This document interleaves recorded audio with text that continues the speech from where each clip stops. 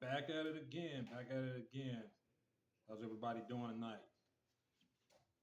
Actually, it is. I think it is Wednesday, as a matter of fact. But tonight, this is probably my fourth or fifth video on YouTube. I'm brand spanking new.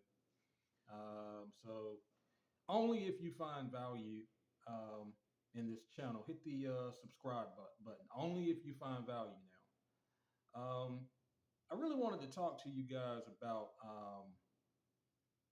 having a strategy and not jumping the gun on a lot of things that you hear in the media regarding um, personalities.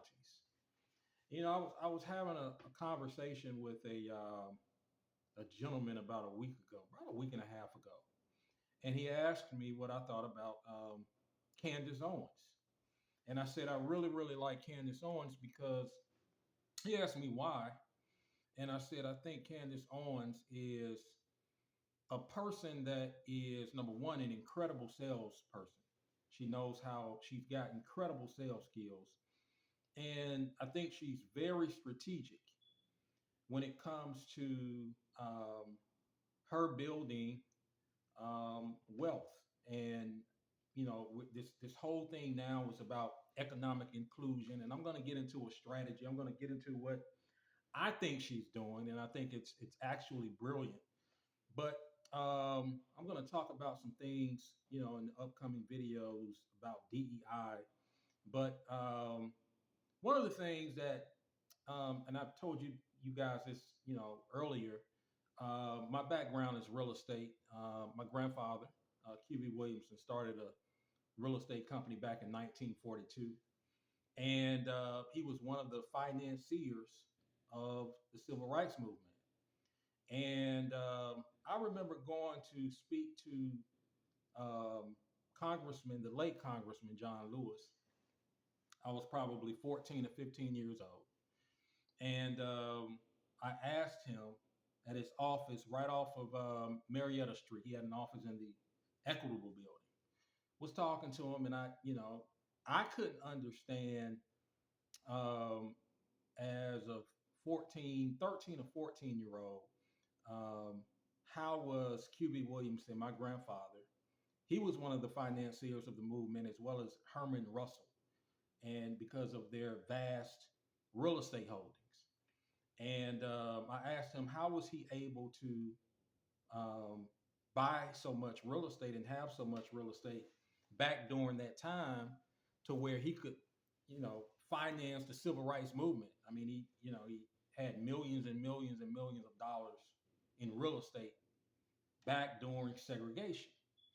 And he said, well, Chris, he said, your grandfather had to be very strategic during that time.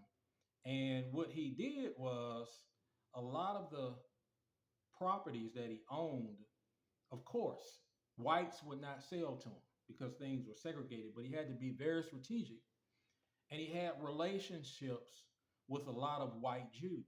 He had relationships, what they call Ashnakazi, white Jews. And what he would do is, if he was interested in purchasing a property, Herman Russell did the same thing many times, not all the time.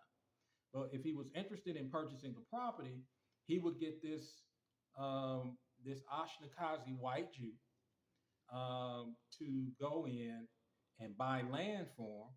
Once he purchased the land, he would then flip it back to QV. And he did this over and over and over and over again.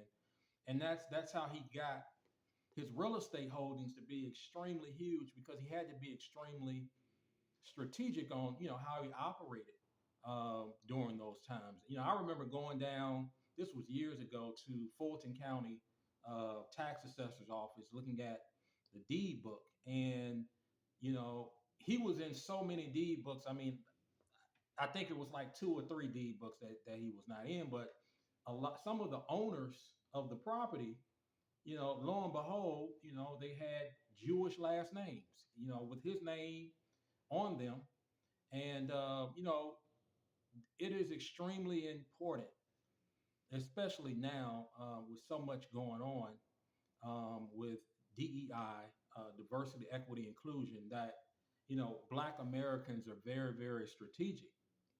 Instead of getting emotional, first of all, you've got to have a plan on how you're going to execute, because at the end of the day, Black capital matters, and the Black dollar really, really matters. And so, instead of getting emotional about it, you know, Americans have to have some type of game plan when it comes to making sure that people and corporations recognize how important the Black dollar is. If that means not going to spend money in Black stores, that's what you do. They did that during the Montgomery bus boycott. That wasn't about riding on the front of the bus. That had nothing to do with it. That was about the power of the Black dollar. And they pulled that dollar from bus lines. And as a result, they were able to ride the bus on sit on the front of the bus. But let me ask you this: if I want you to think about this rather, if Uber, for example, every time they pulled up and got a Black passenger in their Uber cars, they had to get out of the passenger out of the front seat and move to the back every time a white um, passenger got in, and all Black people had to do this over and over and over and over again. What do you think will happen if Black people said, "Look, we're just not going to ride Uber"? Okay, Uber would then be very concerned because the amount of money that they will start making would go down. So that's a very, very good strategy. So instead of getting emotional about things, I'm just using that as an example. You've got to have a great strategy. Now, why did I say what I said about Candace Owens? First of all, the founders of the United States Constitution, um, the founders, in order to vote, you had to be a white male who owned property. They did not allow anybody else to participate in capitalism at all. You had to be a white male who owned property. Now, the reason I'm saying what Candace Owens is, it's very, very strategic as far as what she's doing, and very, very brilliant. And I think I started to call her hustler, but I think Candace Owens is an incredible hustler, because one thing you've got to realize is the founders of the Constitution, although women could not vote and Black people could not vote, those founders of the Constitution, they had beneficiaries, and their beneficiaries are their wives. So when they died, if they own property, there's a very good chance that the properties were willed to their wives. So Candace Owens married a white guy. Okay, I don't know how successful he is, but the reason I think what she did is a very good move, because if this guy is possibly an entrepreneur, or he owns properties, or he owns businesses, one day, like us all, we're going to die. Okay, and Candace Owens is the beneficiary of that. A Black woman is the beneficiary of that. Not only that, Candace Owens has children by this guy. Candace Owens has Black children by this guy. Okay, so when Candace Owens dies, like I said, we're all going to die. Her children are going to be the beneficiary of what she was left by her husband, and her children are going to be the beneficiary of what she leaves to them. Okay, and it'll be once again in Black hands. So I've listened to Candace Owens before. Like I said, I think she's an incredible hustler, and she's an incredible sales woman, and you know that is something that we all have to think about, instead of being so emotional about you know how somebody stands in certain on certain issues. We've got to look at, number one, what is the game plan. What are the strategies that a person has in order to go from point A to point B. You may not agree with all of their political philosophies, but that's the reason why I said I think she is very good at what she's doing. I think that that is her game plan. Once again, her children who are black, once her husband dies, once she dies, most likely they're going to be the beneficiaries, and everything that they create through their lives and own, their children are going to get that. And I just think that's a brilliant, brilliant business move, because I think that right now we're living in times where it's about economic inclusion for Black Americans, and you've got to be strategic on how you're going to not only create, income stream for yourself, but how are you going to get access to capital so that you can buy assets that are going to constantly throw cash flow off to you? I mean, that's what my grandfather did. That's what everybody is trying to do, literally, who's trying to build wealth. I don't care, what your nationality is, but um, I just think it's very, very important to be strategic, and not to jump the gun, in getting emotional because someone doesn't agree with your political view. Um, um, and I just think that is extremely important to have a game plan of action on how you're going to move forward, going forward into 2026 and beyond. What is your game plan? What is your strategy? I remember reading about Booker T. Washington. They used to say Booker T. Washington was a sellout, and no, he was not a sellout. Booker T. Washington was a hustler. He was hustling a lot of white people.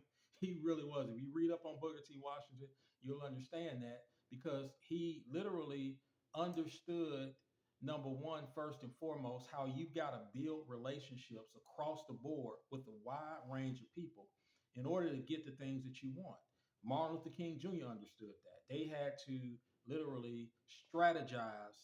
And my grandfather was, his home was a home that they did a lot of strategy meetings in. Herman Russell's home is a home that they did a lot of strategy meetings in. You can read about it, and I'll plug Herman Russell in his book, the late Herman Russell, Building Atlanta.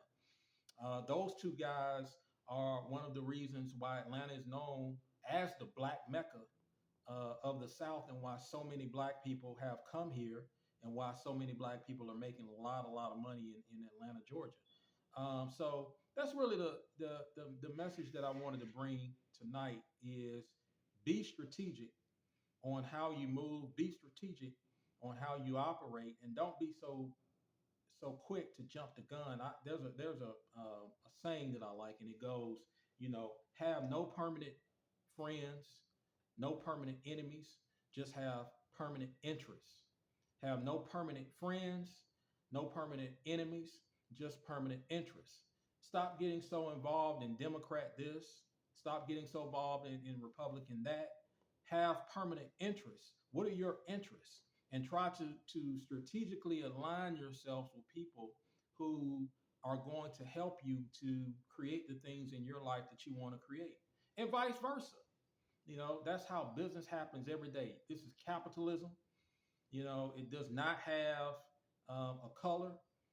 Capitalism is green, and that's most important in anyone's life, is understanding that this is the greatest country in the world, and you gotta strategically set yourself up to win in all aspects of your life, through your finances, through your health, through your spiritual endeavors, and vice versa. So, with that said, people, um, I want to thank you guys for tuning in, to me. And as always, I'll be back with another banger. Like I said, if you find value, and only if you find value, hit the subscribe button down. We've got a lot of content coming to you in the upcoming months and years. We're going to be doing a lot of things. Um, we're going to throw in some cooking here and there. My wife's from Baton Rouge, Louisiana. So we're gonna be doing a lot of things, but that's the message tonight: is to strategically, set yourself up and have a game plan of how you're going to attack this thing called life. Because, like I said, we've got a window of opportunity, and the window is this big. It starts this big, and it gets a little bit smaller every single day. And so, the two most important days in your life, or when when you were born, and when you find out why. So with that said, people, I want to thank you guys for tuning in to my channel. Like I said, if you find value, and only if you found value in what I say, please hit the subscribe button. And with that said, y'all take care. Bye bye.